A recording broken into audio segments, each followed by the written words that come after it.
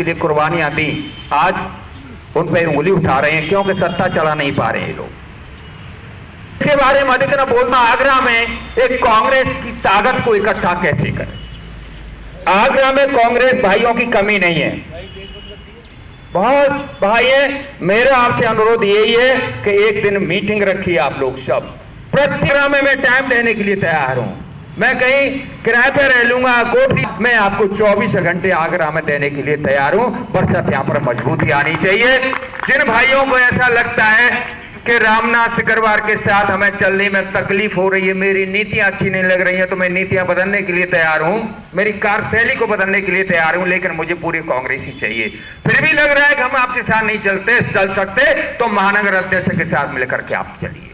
जिनको महानगर अध्यक्ष के साथ में चलना ठीक नहीं लग रहा है तो यहां आकर के चले। मेरा मतलब है कि कांग्रेस इकट्ठी होनी चाहिए, और जिस दिन कांग्रेस जिले की इकट्ठी हो गई, 4 कांग्रेसियों को 4000 बेईमान नहीं झेल पाएंगे। अब एक थोड़ा सा याद कर लीजिए, ऊधम सिंह जब जलियांवाला कांड हुआ था, जनरल डायर ने निहत्थे लोगों पर जब गोलियां चलवाई थी, बम चलवाई थी, रूलेट एक्ट जो पास कर रहे थे अंग्रेज, उसके खिलाफ ही आंदोलन वहां शुरू हुआ था। मीटिंग हो रही थी पंजाब में जलियांवाले बाग में, जिन्होंने निहत्थे लोगों को मरवाया था। कुछ लोग जान बचाने के लिए कुआं में कूद गए थे वहां पर, तो कुआं में भी भर गया था लाशों से, इस तरह से लोग मरे। उस सारे कांड को एक छोटा सा बालक ऊधम सिंह देख रहा था। उस छोटे से बालक ने संकल्प लिया कि जिसने मेरे देशवासियों को, मेरे परिवार को, प्रदेश को परिवार समझकर संकल्प लिया कि मेरे लोगों की हत्या की है, इस हत्या करने वालों को मैं मारूंगा, उसने संकल्प लिया था जनरल ऊधम सिंह ने। तो उस प्रक्रिया को उस समय विदेश जाना कितना मुश्किल था, लेकिन उसके बावजूद उसने अपना संकल्प पूरा किया और एक सभा के अंदर टायर को गोली मारी ऊधम सिंह ने।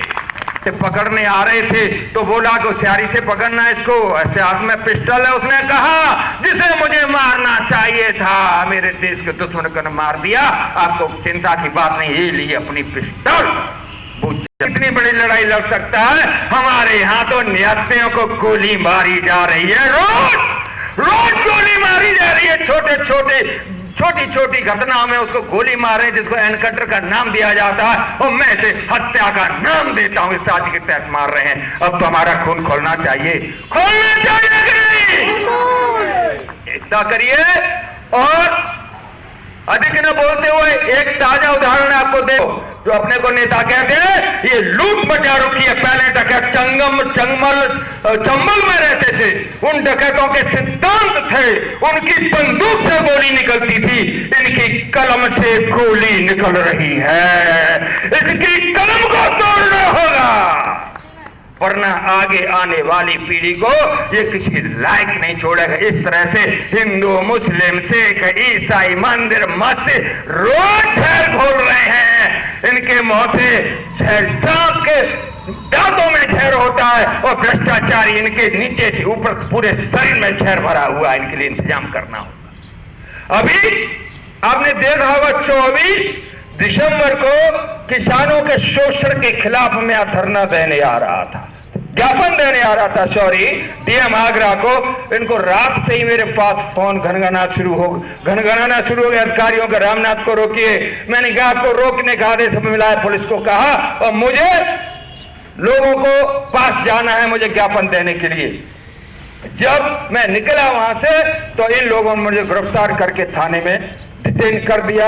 हजारों लोगों का इन्होंने शोषण किया है। इस शोषण के खिलाफ हम जंग लड़ेंगे। अभी फिर हम ज्ञापन की डेट रखेंगे। मेरा सभी कांग्रेस जनों, मेरे समर्थकों से निवेदन है, इस लड़ाई में आप इकट्ठा होना शुरू करिए। आप तैयार हैं?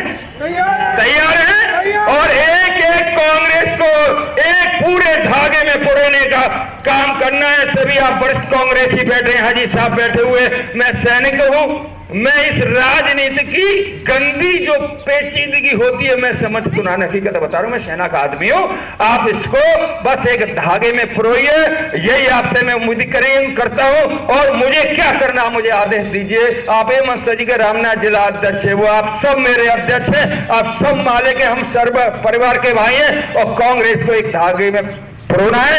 इन्हीं शब्दों के अपनी वाणी को विराम देने जा रहा हूं। एक भारत माता की जय बोला।